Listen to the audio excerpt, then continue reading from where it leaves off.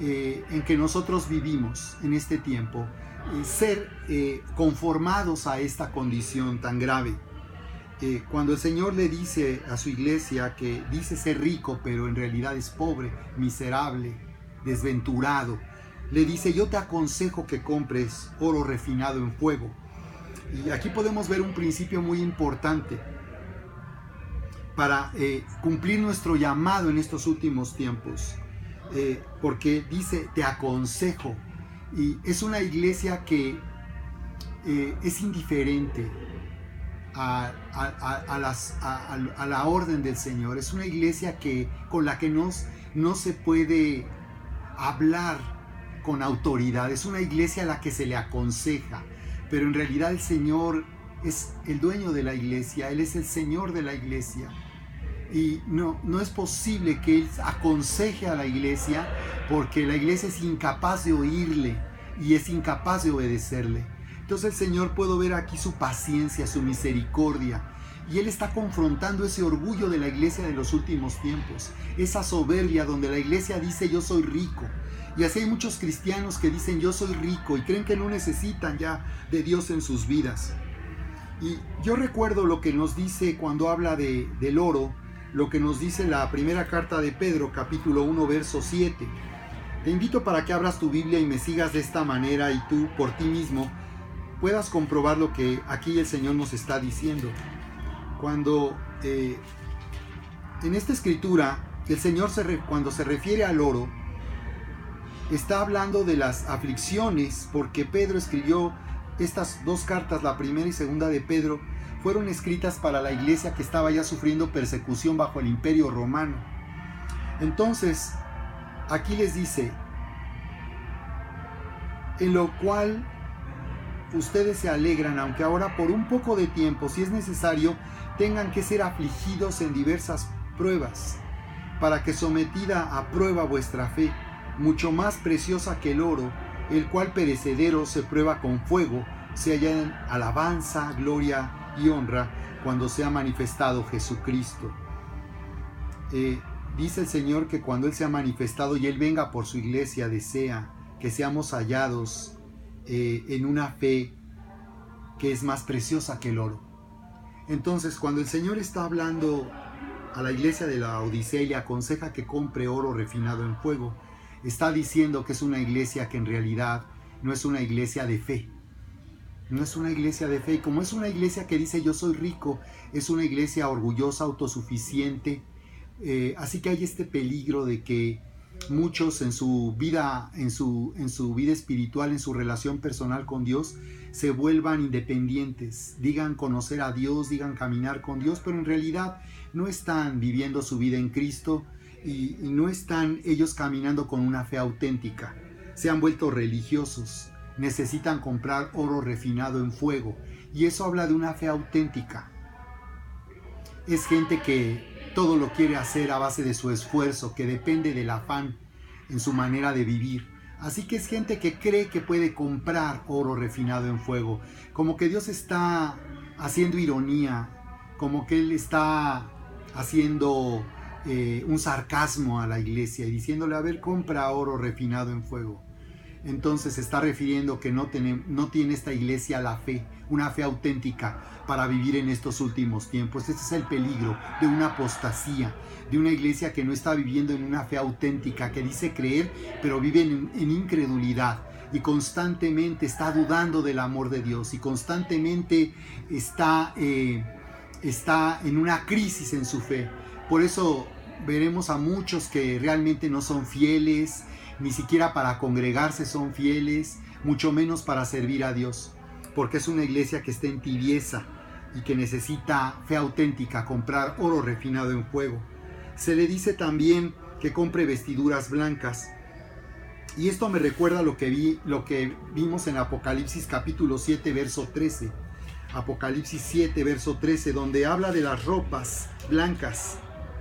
Y cuando Juan ve a esta multitud con ropas blancas, dice la escritura que uno de los ancianos que estaban ahí le habló diciéndole: estos que están vestidos de ropas blancas, ¿quiénes son y de dónde han venido? Y yo le dije, Señor, tú lo sabes. Y él me dijo, estos son los que han salido de la gran tribulación y han lavado sus ropas y las han emblanquecido en la sangre del Cordero. Así que cuando habla de las ropas blancas, está hablando de personas que viven en la justicia de Dios y personas que viven en una intimidad con Dios, de manera que su pecado está siendo expuesto, su pecado está siendo juzgado, el pecado está siendo confrontado, y por eso hay necesidad de lavar las ropas sucias por el pecado con la sangre preciosa del Cordero. Se trata de los que tienen vestiduras blancas, son personas que están viviendo en una amistad con Dios y donde pueden reconocer continuamente su pecado, su falla, pero también al mismo tiempo tienen el cuidado suficiente de no permanecer en pecados, sino arrepentirse, pedir perdón a Dios y limpiar su vida y su conciencia con la sangre preciosa del Cordero. Porque Primera de Juan dice en el capítulo 1, verso 9, si confesamos nuestros pecados, Él es fiel y justo para perdonar nuestros pecados y limpiarnos de toda maldad. Así que esta iglesia de la Odisea es una iglesia que está confiando en su propia justicia, en sus propias obras. Probablemente se trate de personas que en su conciencia siempre están diciendo que están bien, que ellos ya son cristianos, que conocen a Dios, nada más que no se congregan o están en el mundo en realidad. Así que necesitan vestiduras blancas. Necesitan, por tanto, estar viviendo bajo el poder de la sangre de Cristo y lavar sus vidas constantemente de su pecado y de su maldad. También la Escritura nos dice algo importante en Lucas 7:41. Ahí yo encuentro una razón por la cual la iglesia de la Odisea es una iglesia que necesita vestiduras blancas, porque no está vestida con vestiduras blancas. Y Lucas capítulo 7, encontramos ahí el encuentro que Jesús tuvo con un fariseo llamado Simón. Y precisamente ustedes recuerdan que Jesús, al entrar en su casa, no recibe atenciones. Simón es indiferente, Simón es descortés y no está tratando a Jesús con el honor y el respeto que él merece. Y Jesús se lo reprocha, porque entra una mujer, una prostituta, que desde que entra llorando y lava con sus lágrimas sus pies y unge sus pies con el aceite que ella traía. Así que Jesús, para mostrarle la condición a este hombre religioso, le dice: un acreedor tenía 2 deudores, el uno le debía 500 denarios y el otro 50. Y no teniendo ellos con qué pagar, perdonó a ambos. Jesús le preguntó al fariseo: di pues, ¿cuál de ellos le amará más? Respondiendo Simón dijo: pienso que aquel a quien perdonó más. La respuesta de Jesús fue: rectamente has juzgado.